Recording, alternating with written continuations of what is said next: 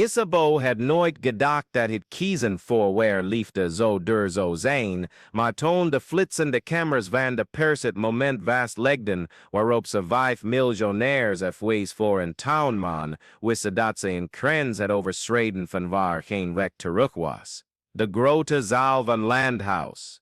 De zonnebloem schitterde onder Tsjechische kristallen kroonluchters, elk stuk meer waard dan een heel huis.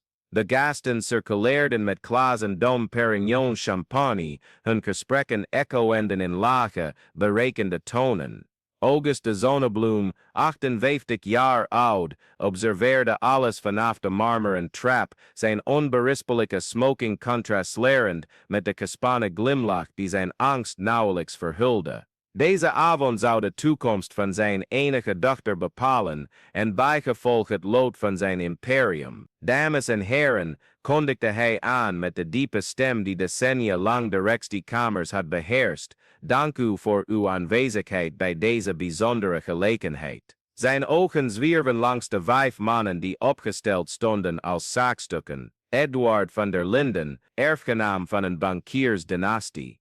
Richard de Vries, oliemogul, Felix Janssen, een jong tech-wonderkind, Carlos da Silva, een Portugese aristocraat, met wijnkaarten in 3 landen, en Alexander Bakker, een investeerder die failliete bedrijven omvormde tot lucratieve imperiums. Isabeau stond bovenaan de trap, een diepblauwe zijden jurk omhelsde haar delicaat silhouet.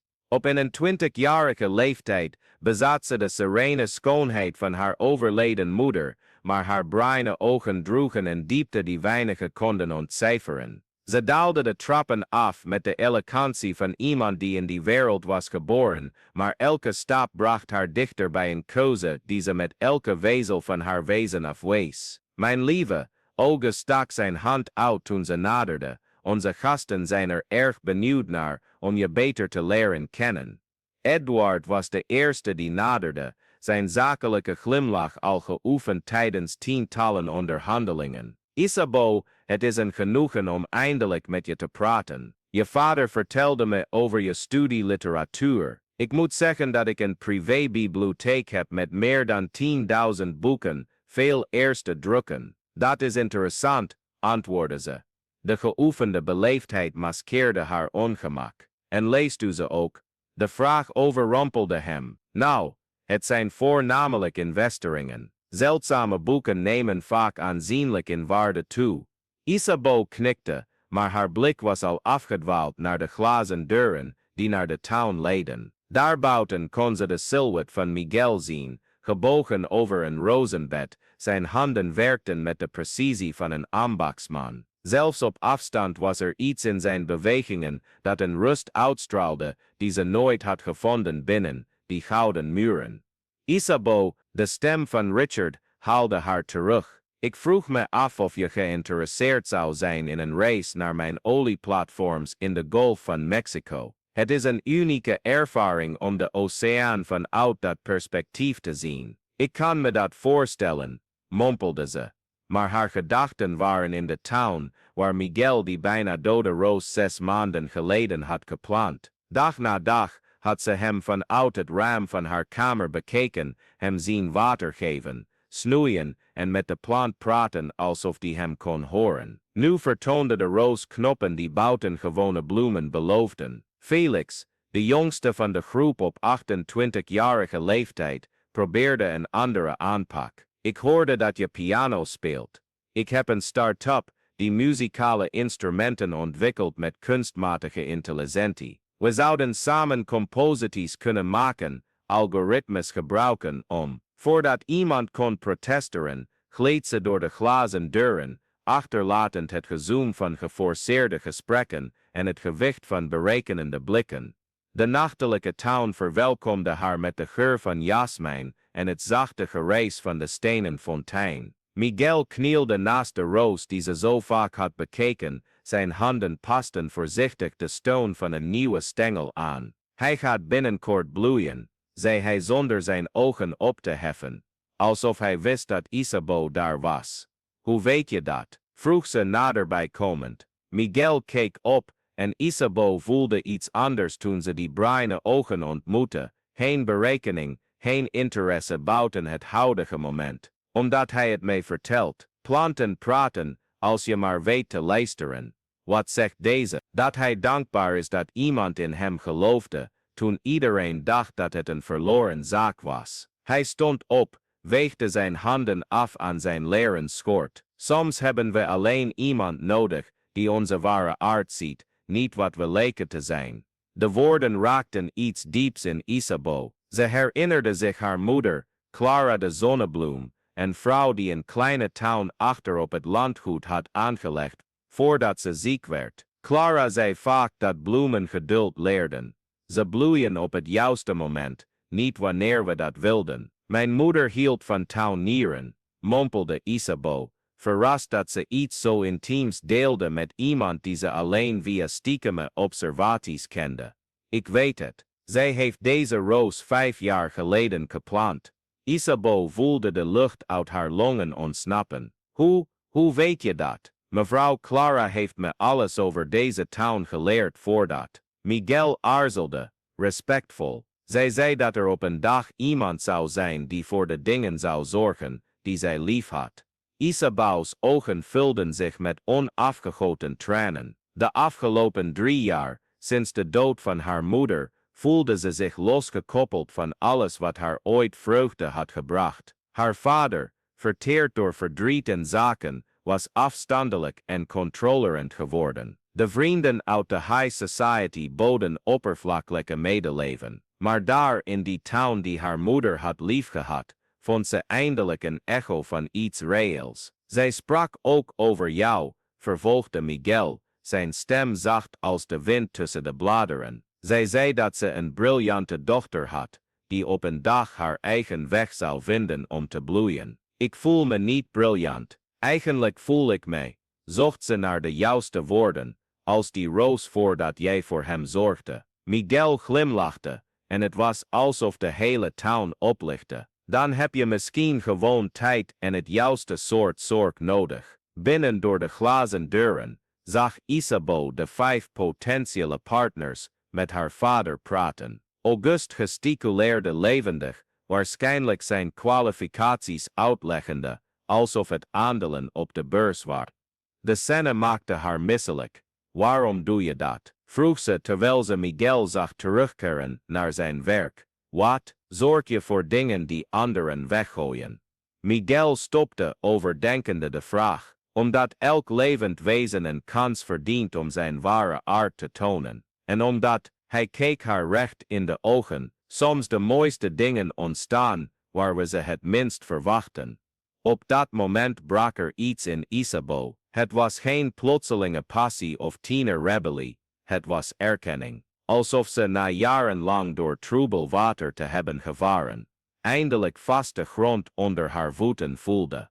Isabeau, Auguste's strenge stem sneed door de nachtelijke stilte. Wat doe je hier buiten? Onze gasten wachten. Ze draaide zich om en zag haar vader in de deuropening van de town staan. Zijn gezicht een masker van beheerste irritatie. Achter hem keken de 5 potentiële partners, de scène met nauwelijks verhulde nieuwsgierigheid aan.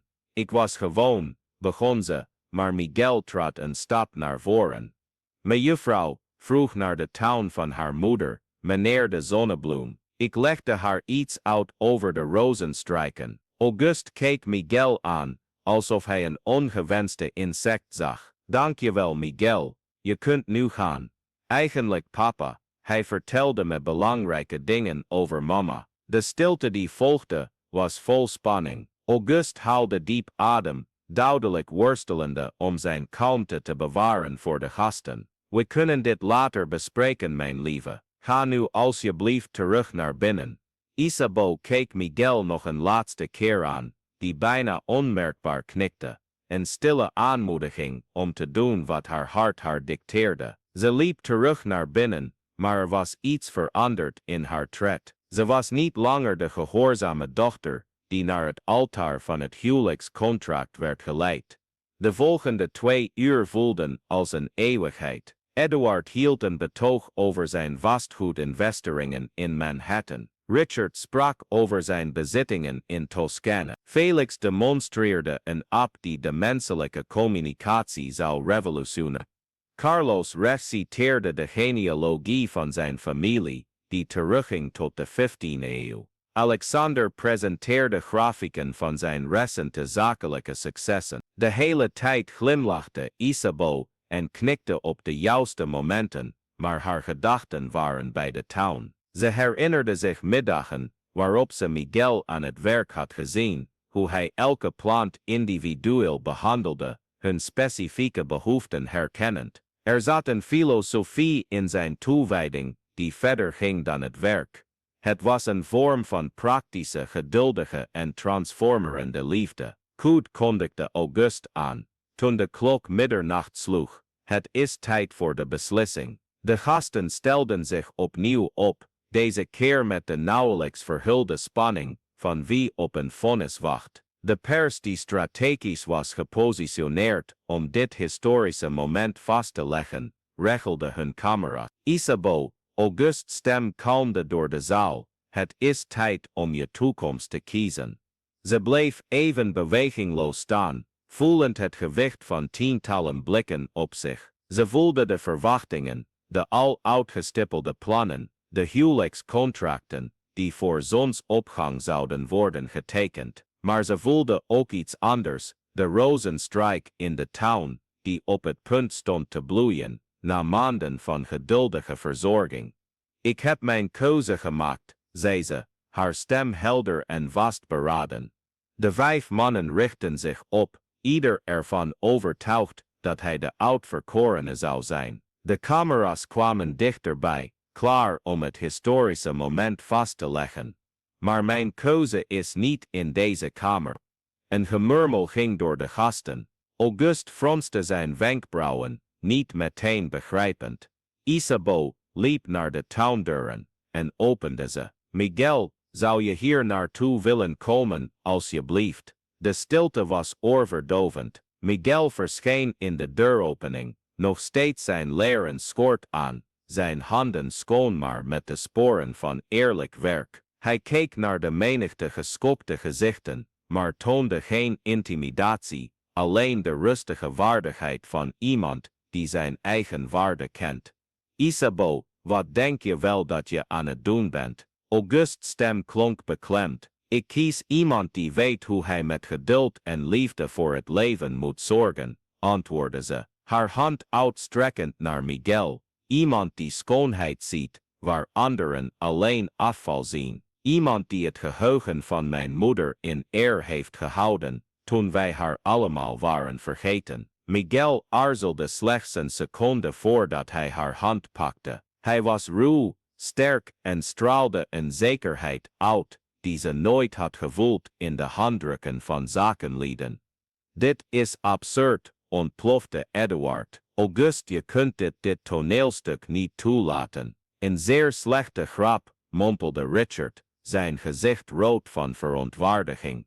Maar het was Carlos, de aristocraat, die uitsprak, wat iedereen dacht. Je gooit een imperium weg voor een tuinman. Isabeau draaide zich om hen te confronteren, en op dat moment ontwaakte er iets in haar. Geen woede, maar een kristalheldere duidelijkheid, die haar verraste. Jullie spreken over een imperium, zei ze, haar stem doorsneden, het gemompel als een scherp mes. Maar wat voor imperium wordt gebouwd? Op leugens, op transacties, waarbij mensen tot handelswaar worden gemaakt. Mijn moeder leerde me dat de echte waarde niet wordt gemeten in banktegoeden, maar in het vermogen om iets moois te laten groeien op dorre grond. Ze wees naar de tuin door de open deuren. Jullie zagen slechts een werknemer. Ik zie een man die jaren van zijn leven heeft gewijd aan het bewaren van iets wat mijn moeder liefhad.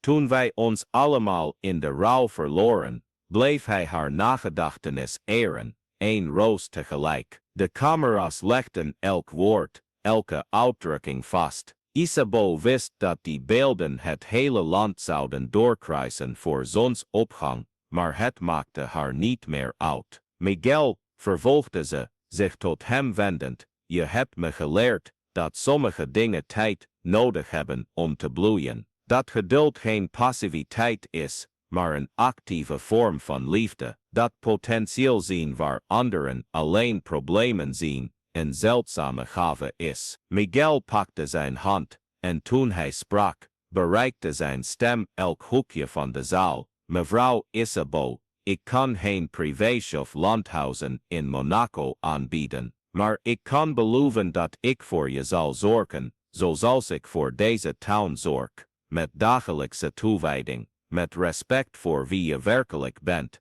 en met het vertrouwen dat onze liefde iets moois en blijvends kan creëren. En lieve mensen, als jullie deze geschiedenis volgen, en net als ik voelen dat er iets magisch is wanneer twee mensen elkaar op zo'n authentieke manier ontmoeten, wanneer ware liefde alle sociale conventies overstijgt, dan zullen jullie elk detail van wat er vervolgens gebeurt willen volgen. Abonneer je alstublieft op het kanaal en activeer het notificatiebelletje, want deze reis van Isabeau en Miguel is pas net begonnen, en de komende wendingen zullen je hart raken op manieren die je je niet kunt voorstellen. Ware liefde vindt altijd een weg, maar die weg zit vol uitdagingen die je moet zien om te geloven.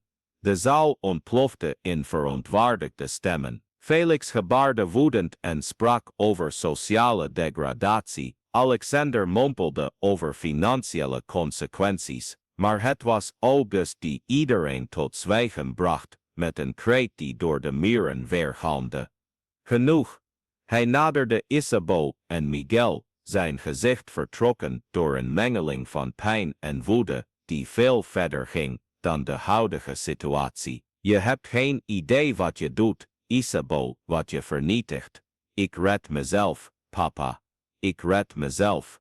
Redden. August lachte, maar het was een bittere, vreugdeloze klank. Je gooit alles weg waar ik mijn hele leven voor gewerkt heb. Toen sprak Miguel, tot ieders verbazing, meneer de Zonnebloem, met alle respect. Misschien is het probleem niet wat juffrouw Isabeau kist, maar wat u probeert te voorkomen. August draaide zich als een roofdier naar hem toe. Hoe durf je? Omdat ik uw gesprekken met mevrouw Clara in de town hoorde, antwoordde Miguel kalm. Voordat ze ziek werd, ze zei dat u bang was dat Isabeau dezelfde keuze zou maken als jullie in jullie jeugd. De stilte die volgde was absoluut. August werd bleek alsof hij een spook had gezien. Welke keuzes? Vroeg Isabeau, maar iets in de toon van haar stem gaf aan dat ze de antwoord al vermoedde. Miguel keek naar August, hem de kans gevend om eerst te spreken. Toen de oudere man zwijgzaam bleef, vervolgde hij, uw vader en uw moeder trouwden uit liefde, juffrouw Isabeau, tegen de wil van beide families in. Mevrouw Clara kwam uit een bescheiden gezin, de dochter van een timmerman. De gasten mompelden, geschokt. Isabeau voelde de wereld om haar heen draaien. Dat is waar, vroeg ze aan haar vader. August sloot zijn ogen, en toen hij ze weer opende, stonden er tranen in. Clara was de dochter van de man die het huis van mijn ouders renoveerde. Ik was 22, zij 19. Mijn vader onterfde me toen we onze verloving aankondigden. Maar u bouwde uw imperium op, ja dat deed ik, om te bewijzen dat haar liefde elke offers waard was. Om de wereld te laten zien dat de dochter van een timmerman, de vrouw van een van de rijkste mannen van het land kon zijn. Zijn stem brak, en toen ze stierf, toen ik haar verloor, begon ik te denken dat mijn vader misschien gelijk had. Dat al het lijden, alle strijd, de moeite niet waard was, als ik eindelijk alleen zou overblijven. Isabeau naderde haar vader, tranen over haar wangen. Papa, ik wilde je hier tegen beschermen, Isabeau. Ik wilde garanderen dat je nooit zou meemaken wat ik heb meegemaakt. Dat je nooit je waarde voor iemand hoefde te bewijzen. Maar door dat te doen, zei Miguel vriendelijk, ontzegde u haar hetzelfde recht dat jullie opeisten het recht om voor ware liefde te kiezen. August keek naar de tuinier en voor het eerst zag hij niet een werknemer, maar een man die iets fundamenteels over het leven begreep. Clara was gek op je, mompelde hij. Ze zei dat je de ziel van een kunstenaar had, en ze had gelijk over veel dingen, glimlachte Miguel droevig.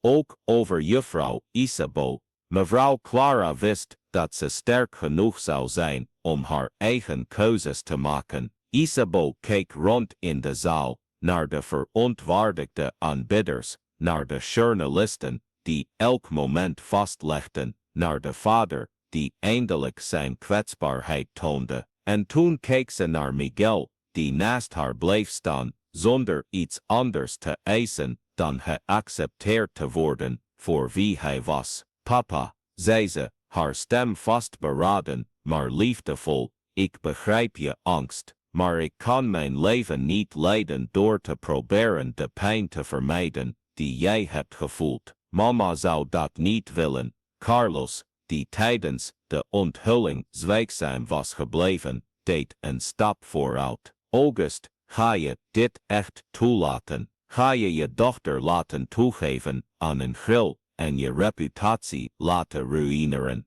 August keek naar de aristocraat, daarna naar de andere aanbidders en uiteindelijk naar zijn dochter. Oven vreesde Isabel dat hij haar keuze nog steeds zou proberen te verhinderen. Maar toen veranderde er iets in zijn blik, alsof een oude mist eindelijk verdween. Mijn reputatie, zei hij langzaam, is gebouwd op de liefde van een vrouw die de wereld voor me trotseerde. Als mijn dochter iemand heeft gevonden die bereid is hetzelfde voor haar te doen, dan misschien. Hij hield even pauze, haalde diep adem, misschien kijkt Clara toe en glimlacht ze. Eduard, rood van woede, wees met zijn vinger naar August. Je bent je verstand kwijt, dit gaat je doorkomen te staan, de zonnebloem. Heel door, dreigementen, vroeg een nieuwe stem bij de ingang van de zaal. Iedereen draaide zich om een elegante vrouw van middelbare leeftijd te zien, gekleed in een onberispelijk pak. Het was Marina Santos, de meest gevreesde advocaat van het land, bekend om het vernietigen van machtige mannen in rechtbanken. Marina, August leek verrast. Wat doe je hier? Clara vroeg me om te komen, mocht zoiets gebeuren, antwoordde ze kalm. Ze heeft voor haar dood een paar regelingen getroffen, August. Regelingen die garanderen dat Isabel volledig autonoom is in haar beslissingen, inclusief het huwelijk. Marina opende een map die ze bij zich droeg. Dames en heren, richtte ze zich tot de aanbidders. Ik kan me voorstellen dat sommigen van u denken aan financiële repressie tegen de familie de Zonnebloem. Ik moet u mededelen dat Clara de Zonnebloem precies deze situatie voorziend, een trustfonds heeft opgericht dat al het familievermogen beschermt tegen elke vorm van afpersing of externe druk. Stilte alom, Marina vervolgde, bovendien heeft ze uitvoerig de twijfelachtige praktijken van sommigen in deze kamer gedocumenteerd. Ik beschik over informatie over belastingontduiking, marktmanipulatie en andere onregelmatigheden die u, daar ben ik zeker van, liever privé zouden houden. Felix probeerde een geforceerde lach. U bluft. Marina glimlachte, maar het was een ijskoude glimlach. De heer Jansen, zou u het prettig vinden als ik uw algoritmes voor het manipuleren van persoonlijke gegevens publiekelijk zou noemen, of wilt u onze conversatie liever beschaafd houden? En voor een beseften de aanbidders dat de avond een heel andere wending had genomen dan gepland. Het waren niet langer zij die de touwtjes in handen hadden. Hoe wist Clara dit? Vroeg August, zijn stem vol bewondering voor zijn overleden vrouw. Omdat ze u beter kende dan wie ook, glimlachte Marina zachtjes. Ze wist dat pijn u zou laten beslissen uit angst, niet uit liefde, en ze wist dat Isabel bescherming nodig had om haar eigen keuzes te maken. Isabel voelde een golf van dankbaarheid en heimwee zo intens dat het haar bijna onverwierp. Zelfs in de dood bleef haar moeder voor haar zorgen, ervoor zorgend dat ze de vrijheid had om haar eigen weg te kiezen. Er is nog iets, vervolgde Marina, een verzegelde envelop uit de map halend, een brief van Clara aan Isabel, alleen te openen als ze de ware liefde vindt.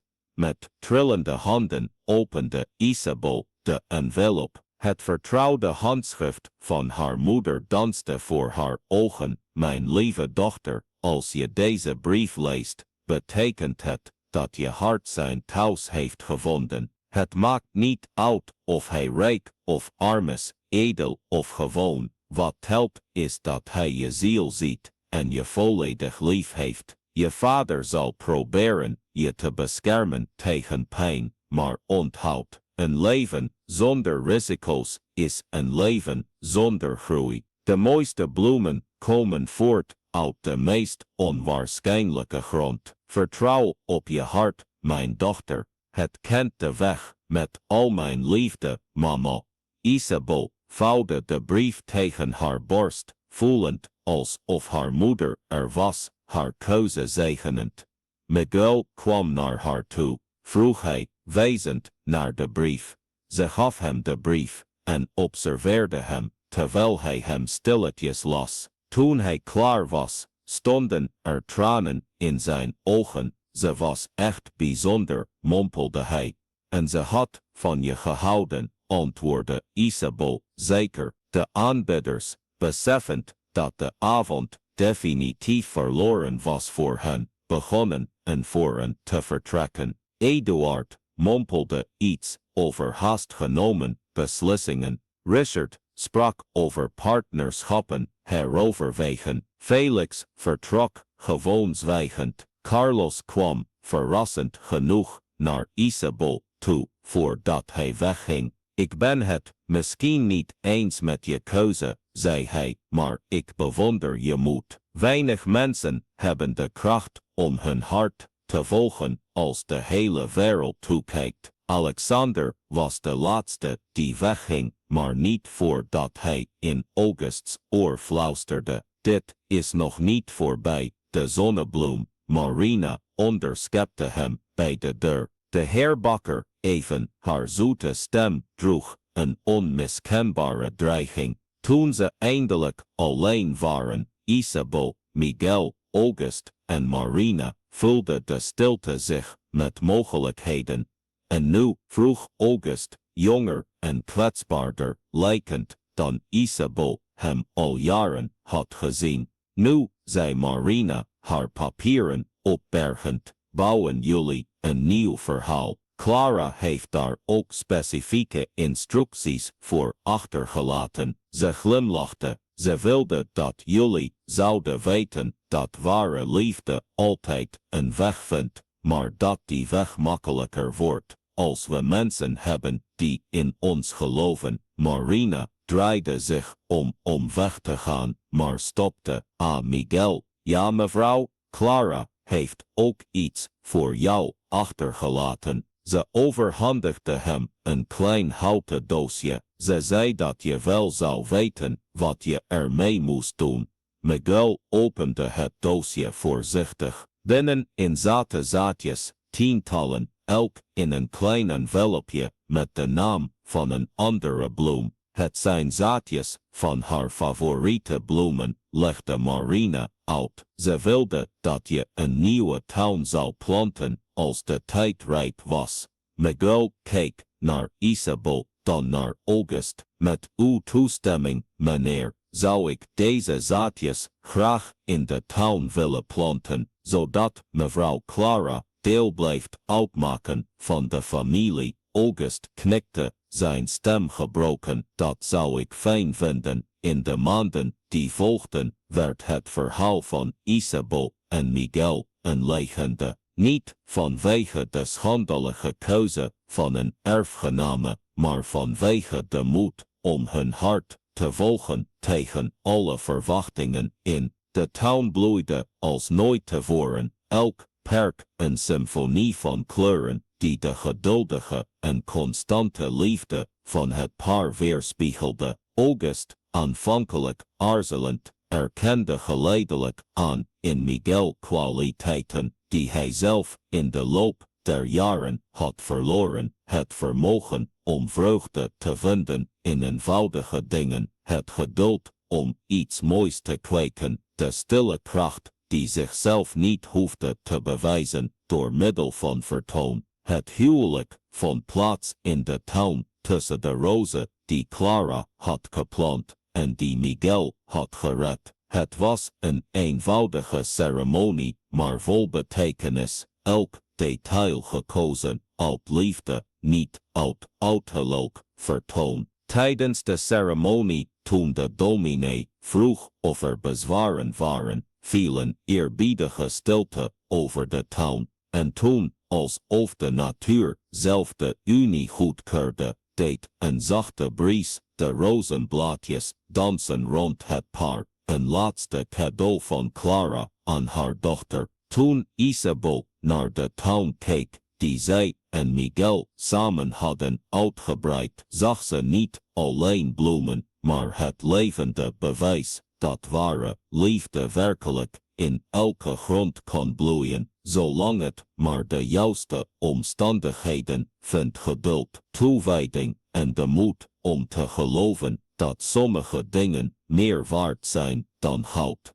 Miguel had gelijk, planten praten echt als je maar weet te luisteren, en wat ze tegen Isabel zeiden was eenvoudig, maar revolutionair. Soms groeien de diepste wortels in de meest nederige grond, en de mooiste bloemen verschijnen wanneer we het minst verwachten. Het imperium van August bleef bloeien, maar werd nu geleid door andere principes, niet alleen winst, maar ook de positieve impact die een bedrijf kan hebben op het leven van mensen. Miguel, met zijn natuurlijke wijsheid en onwrikbare ethiek, bracht een nieuw perspectief in de familiebusiness en in het hart van alles als een baken van hoop voor wie nog twijfelde aan de kracht van ware liefde, stond de tuin groeiend, bloeiend, dag na dag bewijzend dat de meest duurzame schoonheid ontstaat wanneer we de moed hebben om zaden van hoop te planten op grond die anderen onmogelijk zouden achten. Het laatste wat Clara tegen Marina had gezegd voordat ze stierf, was dat ware liefde als een tuin is. Het heeft tijd, zorg en geloof nodig om te bloeien, maar wanneer het eindelijk opbloeit, kan zijn schoonheid de hele wereld om hen heen veranderen. Isabel en Miguel bewezen dat haar moeder gelijk had, en telkens wanneer iemand twijfelde aan de kracht van liefde boven sociale conventies, hoefde men alleen maar naar die bloeiende tuin te kijken om te begrijpen dat sommige dingen sterker zijn dan welke tegenstand dan ook, omdat ze gevoed worden door de krachtigste kracht van het universum, een hart dat kiest om te liefhebben ondanks alles. En zo, tussen bloemblaadjes en beloften, tussen diepe wortels en dromen die zich naar de zon uitstrekken, bleef het verhaal van Isabel en Miguel groeien, levend bewijs dat ware liefde niet alleen een weg vindt, maar hele tuin creëert waar vroeger alleen dorre grond was.